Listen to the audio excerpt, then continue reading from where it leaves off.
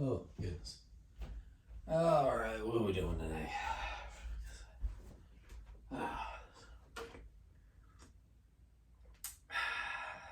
Well, this isn't going to work. All right, well, now that that's cleared away, we can get on with part 2 of Elk Talk. So, what we're going to be going over here today is just the material that I'm going to be taking with us on our elk hunt.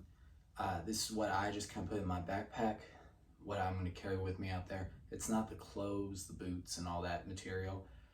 I'm not really an expert on that. I'll tell you what I'm bringing, but there's probably better resources if you're trying to look for information on that. But we'll get into it anyways. What we're going to start with is my hunting log. This is brand new. I haven't used it yet, but it's going to help me document, where we've last seen animals, anything along those lines. Lets me keep kind of track of what's been going on and write things down. The other thing that it will do is it'll allow me to hold on to my tags, which came in the mail. Thank goodness. Get to go hunt elk. Super excited about that. So, very important things.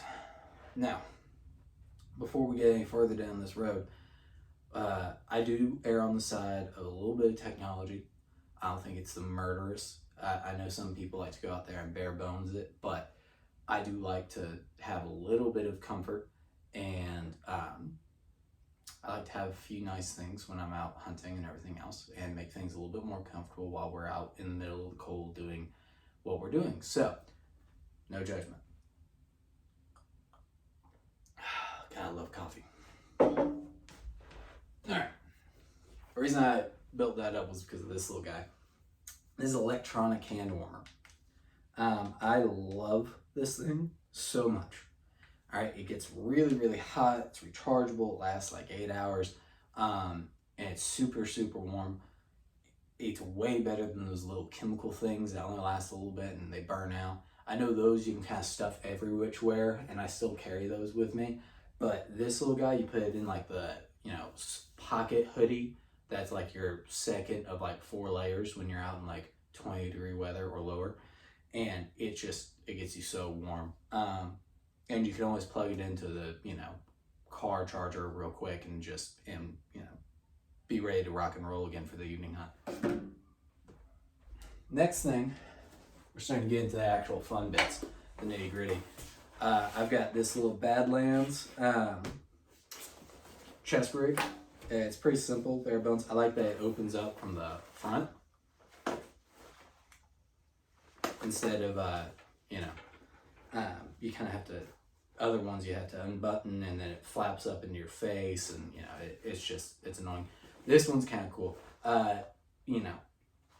Inside I have my normal binoculars. These are Vortex Viper binos. That's fun. Covers on the back, so I did not get a up close view of you, but whatever. Those are great. You're doing a lot of scouting. You're doing a lot of glassing while you're out there and trying to figure out where the elk are moving up in those it's kind of like a high altitude desert in Colorado where we're going to be going. And the brush, even though it's thick in some parts, it's not particularly dense or hard to see through or particularly tall. So you can kind of glass through, and if you're looking hard enough, you'll eventually figure out where the elk are and kind of see what they're doing. And then you can kind of figure out once they start moving where they might be going, where you can cut them off. So a large part of what we'll be doing while we're out there is glassing and having a good pair of binos. I didn't have these last time I went, and it was kind of a regrettable thing because I was sitting there doing my best to help everybody else look for these elk.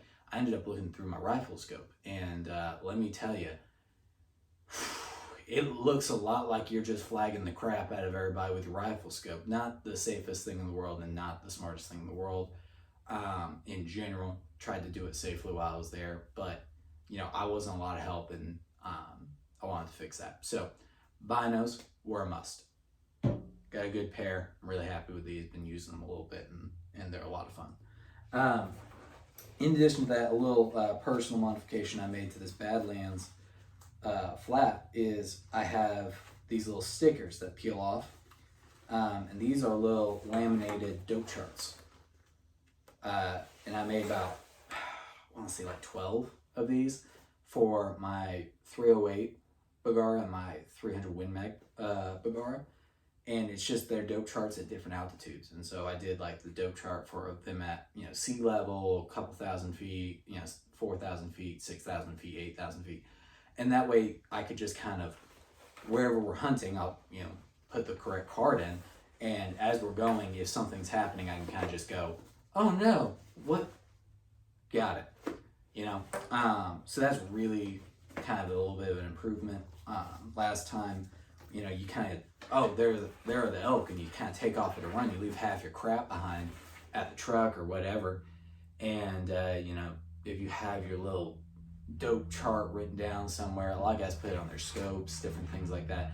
I just thought, since this is going to be on my chest anyways, because my binos are going to be in it, why not put it in there? And rather than me having to like work them out of a little holder on the side or fish around in the bottom, just put a little Velcro sticky on it, and there you go. And that's been working well. I took that on the bear hunt, and it's very functional while I was out in the woods, so that rocks. In addition to that, we've got our Vortex. No, there's like 20 followers on this channel, so I'm not sponsored by anybody, but I got a lot of Vortex gear. We have our Vortex rangefinder. This has worked extremely well. I've been using it at the steel plate range to find ranges on targets out there, and it's been functioning very well. So it's kind of matching up with the rifles. It's been in the function. It slots pretty well in the Badlands bag with my binos when the binos are fully closed, and everything kind of fits in there nice and snug. There's a little pouch back here for any miscellaneous things, cleaning gear, water, snacks, anything like that you might want. And the magnets make it close right up. The next big thing that's not guns or ammunition or clothes that I'm really taking, this is a fairly light setup. The next thing I'll be taking is a med kit. This is a pretty simple bare bones med kit. The reason that I've got it is because we're going up into the mountains. We'll be a little ways away from civilization. We're not like way out there in the backcountry or anything like that. We're not hiking in for a couple days, but you're still going to be a good little jaunt away from the nearest hospital, an ambulance, police, anybody who's at first aid, anything like that, helicopter or whatever. It's going to be a while before they get to you, regardless, just because you're going to be a little ways out there. And being able to do everything from minor cut repairs to, having your, what's the word? Tourniquet in there, all of that stuff, minor burns, anything along those lines.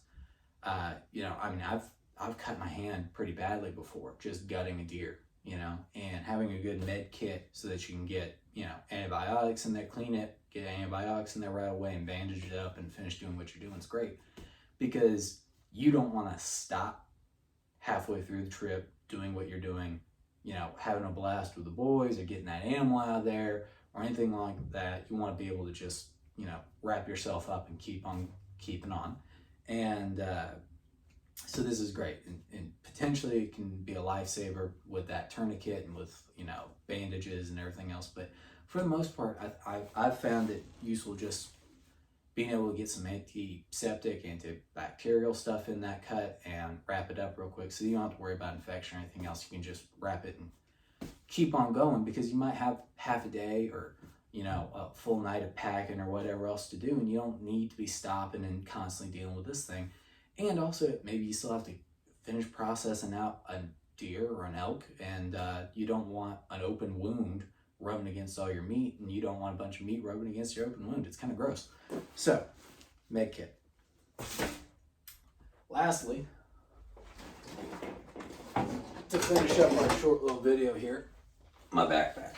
Now, I got this from RMEF, Rocky Mountain Elk Federation, I believe is the name, if I pronounced it correctly. And bought this from them. I feel good about that purchase because, you know, the money you give them goes right back into, you know, conservation and supporting the ecosystem and creating more elk for us to hunt and more land for the elk to live on, and it's a good overall system. So buying something from them not only feels good, but the product is built for what you're after. This is built specifically for elk hunting. Now it's a little bit more heavy duty than what I needed last time. I took this on the first hunt and I was actually very happy with it. I mean, I was basically able to pack all of my clothes, all of my ammunition, cleaning stuff, everything, game bags, all of it in this backpack, just for the trip out. And then unpacked a bunch of my clothes and everything else and had it running almost empty, you know, leaving all that stuff behind at the hotel. And this works phenomenally well. It's got a cavity in here in the middle that opens up. You can pack meat and leg, you know, leg or quarter or anything like that. It's got the steel L-shaped shelf so that if you're packing out big heavy meat, this isn't sagging down your backside. It's a great overall backpack. It will fit all of this stuff very easily and still have lots and lots of room in case we are successful, but we're successful in a bad place where we can't get a truck. And if that happens, then we're gonna have to pack out that ammo. We're gonna have to quarter it and pack it out. And this backpack I have found to handle weight very well, to not tear up my back or rub me wrong. But admittedly, that's with a lot of heavy clothes on. This isn't something that I've used yet in the spring or in the summer or for any you know, nicer weather hunts. I've always had a big puffy jacket when I'm putting this backpack on, so it might rub you the wrong way. It might be a little bit uncomfortable. I can definitely see where it could be with steel kind of right here working its way maybe into your neck or something like that. Again, hasn't for me, but I've had, you know, hoodies and everything else on while using it. It's worked well for me, but I haven't packed out an elk with it yet, or anything for that matter, and I haven't used it in, you know, an early September elk hunt or anything like that. So it still has some bones to make, but it's done well for me so far, and it's going to go with me on this trip. Tomorrow I'm meeting up with Jordan, the guy who's also going with me on this elk hunt. I've kind of teed him up nicely on this channel for a while, and he's going to talk you guys through what he's taking. His kit looks a little bit different than mine. It's his first hunt. I've been trying to give him some advice on it, and we're going to go over what he's taken, and hopefully we can plug him a little bit here and he can get a channel up and going. He's been talking about it forever and just has not worked up the courage to do it, so hopefully we can be super positive and encourage that. And I'll see you guys next time. Remember to like and subscribe if you really like what we're doing. The subscriptions are really, really encouraging. The views have been really, really encouraging. And the likes and the comments have been super positive. So I appreciate you guys so much. I'll see you next time.